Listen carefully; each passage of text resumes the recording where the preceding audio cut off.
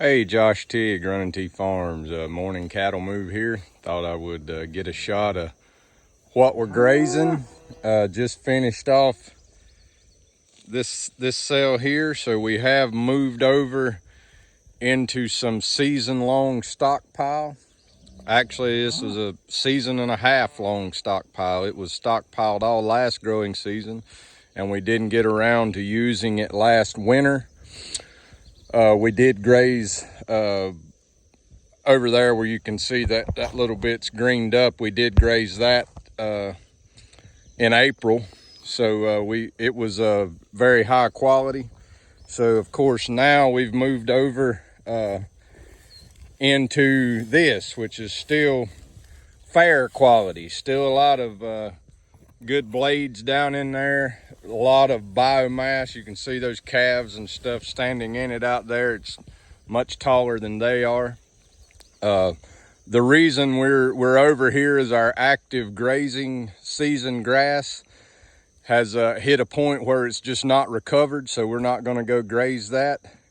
We're in about 100. I think I said this is the driest June that we've had in our area in 135 years, and we don't have a lot of good rain prospects in sight. Temperatures have been up, heat index is over 100 every day for many days. We haven't had any real rain to amount to anything. A couple of tenths here and there wasn't really beneficial over the past about 6 weeks, 5 to 6 weeks, with highs in the 90s almost every day, and actually wind blowing, which is a little benefit. If you're out in it, it helps it feel a little bit cooler, but probably also helps dry everything out a little bit. So I think my wife was reading an article this morning that said they estimated right now in the state of North Carolina at least 50% of the total corn crop was a total loss at this point. So the grain farmers in our state have already lost half their crop, they say, is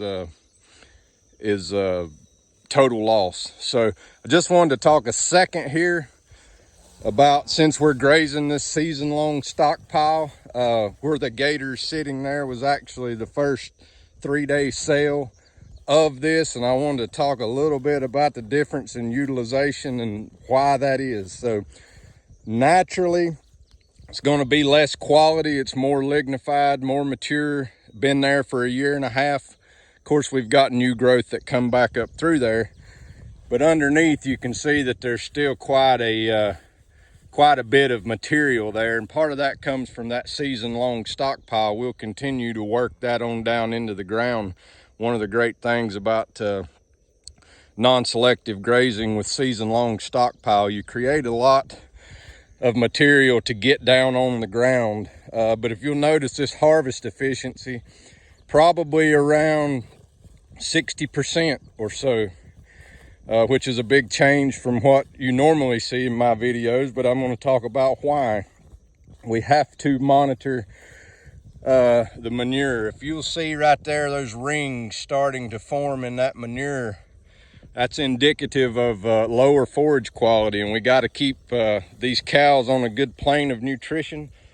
Now that's not all of it. Most of it still looks like this, but you got to watch for those outliers, because once you start seeing that, this one here, if you can notice, it's stacked up about 2 inches high, doesn't have that dip in the middle.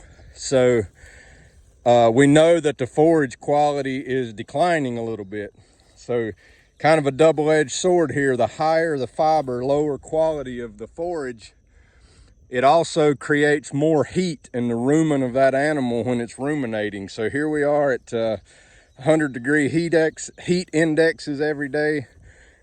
We've been forced, due to lack of recovery, over into our stockpiled forage, which, like I said, is adequate quality, but I'm not looking to supplement protein to get this quality up for a full utilization graze, because we have a large amount of stockpiled grass.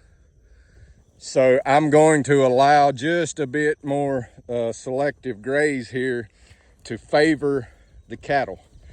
So I'll point this out. Here's another one. When you see those rings there starting to form, you know that forage quality is probably getting down into the very minimum required for lactating cows. Well, we have lactating cows in here, so we have opened up this graze a bit. We will very closely monitor their manure and gut feel. It's getting hot. They're spending a lot less time out grazing and more time in the shade there that they have access to. So we have to be very careful. Hope everybody else is having a successful grazing season. We're having a successful grazing season. Just the driest we've been in 135 years. So we'll just keep grazing this season-long stockpiled forage that we have. As soon as we get adequate regrowth back over in our area that we've already been grazing, we will get back over there ASAP, because that'll be the highest quality forage that we have. So we'll just continue to monitor the cattle, monitor their manure, monitor their gut feel, and make sure that we're getting them enough to eat and that it's of sufficient quality to maintain their body condition. So I know we've had some discussion, some people, about what to do and how to graze season-long stockpile. So those are the things that I look at every day, and you need to be keeping an extremely close eye on your cow's body condition. So naturally, we want to use just as much of that forage as we can every time we got the cows in there for a grazing event.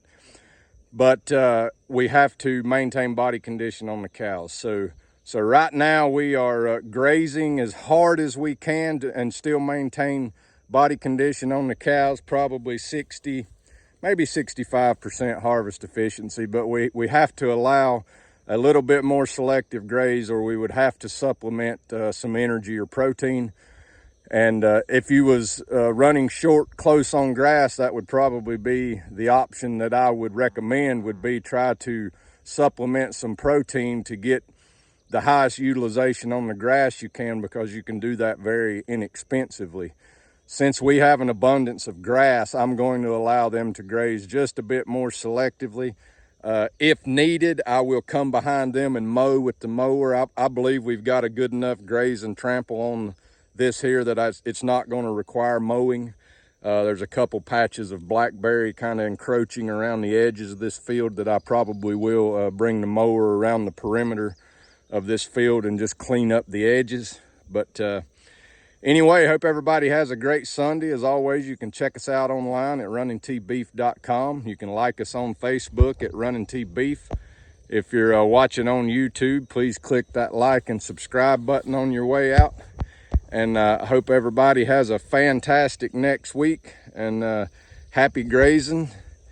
Keep us in your thoughts and prayers for a little rain in the southeast. Been particularly dry and hot this year.